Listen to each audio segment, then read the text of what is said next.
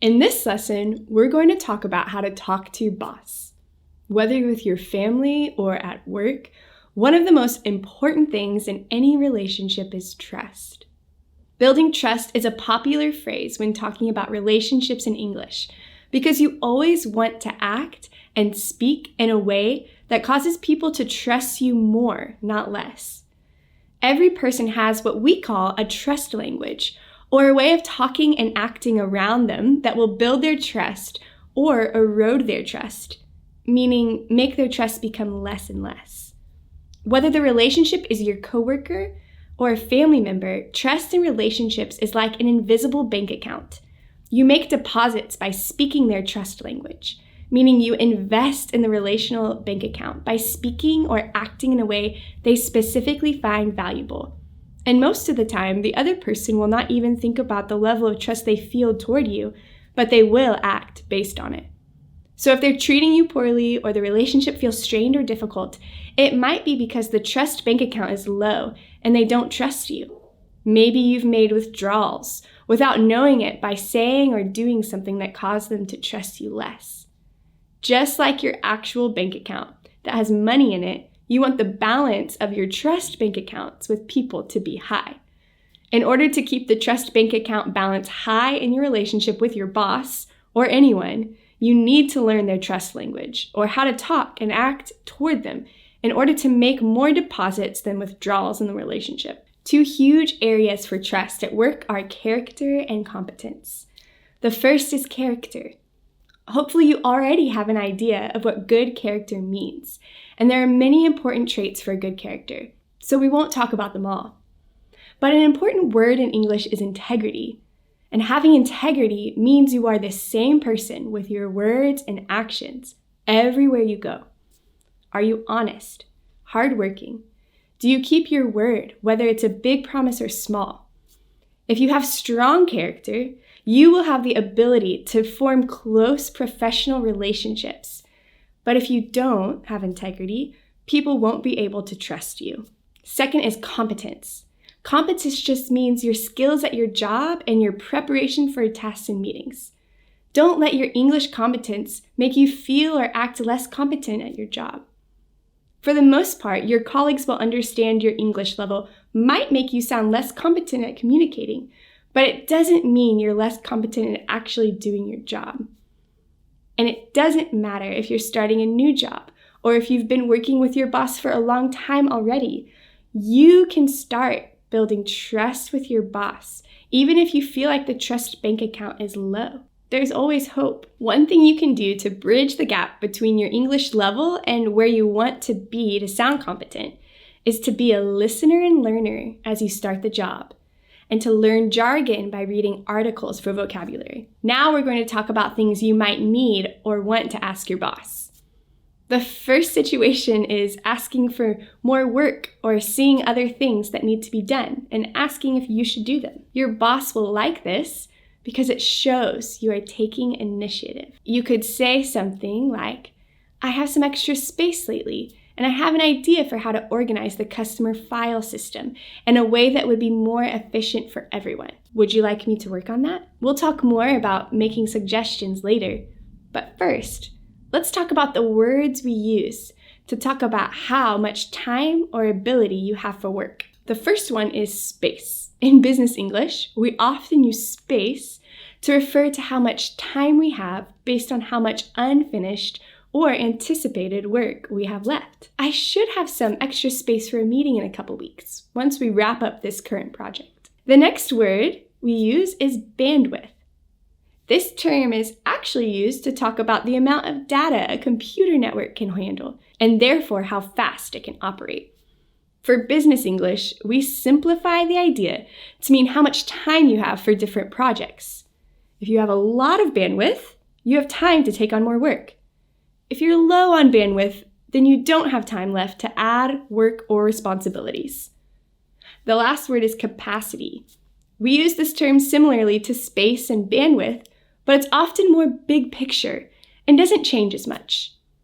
Bandwidth and space change more often depending on how quickly you finish your work that day or week. You can say, I don't have capacity for this afternoon to take a call, but you could more likely say, I don't have space this afternoon for that call. Capacity usually refers to a person or team's ability to take on work. So it's more often to hear in a phrase like, this new project management app should increase our team's capacity to take on more projects by increasing our efficiency. So far, we've been talking about things that are good news to your boss. So how do you share bad news or concerns with your boss? Don't be afraid to talk to your boss about bad news or problems, because most bosses want to hear about problems sooner rather than later. If you wait too long to share bad news, it might make the situation worse, because you or your boss have less time to come up with a good solution. One of the best phrases that you can use to bring up bad news is, I'm afraid that. When native English speakers use this phrase in business English, we don't actually mean we're scared. We just mean we're about to share something that we know is not good news. A common time you might use this phrase is when there's too much work or too little time, or something you don't understand.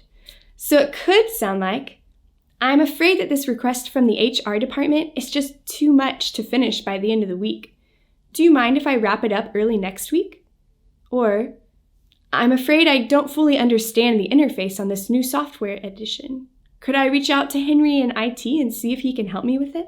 But notice I didn't stop with the bad news. You should always follow bad news with your solution to the problem. This shows that you are taking initiative and problem solving on your own. You can also use I'm afraid that when expressing concerns about people to your boss. For example, you might say, I'm afraid Tony has been struggling to meet deadlines for a while, and it's really starting to affect the efficiency of our whole team. Or, I'm afraid John and I haven't been seeing eye to eye with each other for a while. I tried to resolve the conflict with him, but I think we need a mediator to help. In these cases, you might notice that I took out that and just said, I'm afraid, followed directly by the person's name.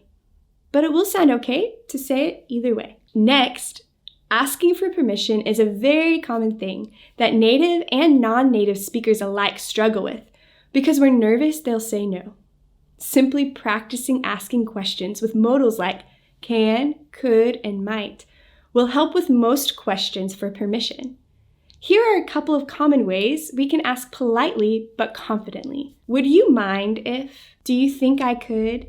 Now for making suggestions. People are often afraid of sounding dumb in front of the boss or seeming too critical, and so they withhold their ideas or suggestions. But most of the time, your boss really wants to hear your ideas because it shows you care about the company and you're using your brainpower to help it improve. What boss doesn't want innovative and ambitious workers? A great phrase to use for suggestion is, what if we? This phrase is good because 1, it lets your boss know it's just an idea, and 2, it focuses on the positive solution you have, not all the negatives that maybe you see. It's best to follow this question with your reasoning and end result to make sure your boss sees how the idea can help. So it could sound something like, what if we explored other options for ground transport, like train instead of trucks? I've heard that train transport prices have gotten very affordable in the last year. Next, let's talk about asking your boss to give feedback. This could be on your work or your performance and progress so far. Feedback means a person is sharing their thoughts with you about something. Someone can give feedback on work or ideas. When asking your boss to review or give feedback on your work, there are 3 common phrases we use. Glance at, take a quick look at, and look over. Glance at and take a quick look at means the same thing, and you're asking your boss or anyone to quickly review your work. But if we say, can you look over my work? This usually means you want them to spend more time carefully checking your work for any error. Now for reviewing your performance or progress so far. Most businesses will have a time for job appraisals, and this is a special meeting where the boss will give feedback on how you're doing at work. They will usually tell you things you're doing well and areas for improvement. But you don't have to wait, and probably shouldn't wait, 6 months or even a year for your official job appraisal to get feedback on how you're doing at your job. Almost all your bosses will appreciate you asking things like, "How has my progress been so far?" Or, "Now that I've been here for a month, what areas do you think I should work to improve?"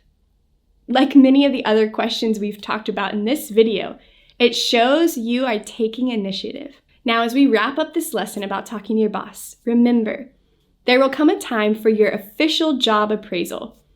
Every boss does job appraisals a little different, but most job appraisals, you will get to listen more than talk. But many bosses will ask what areas you think you need to improve in before they share their own ideas. So you will want to think ahead of time about how you want to answer that question, because you don't want to ramble on about all your weaknesses. You can start by simply saying something like, "One area I'd like to improve is," or, "I've noticed that sometimes I," and then share 1 or 2 areas of improvement.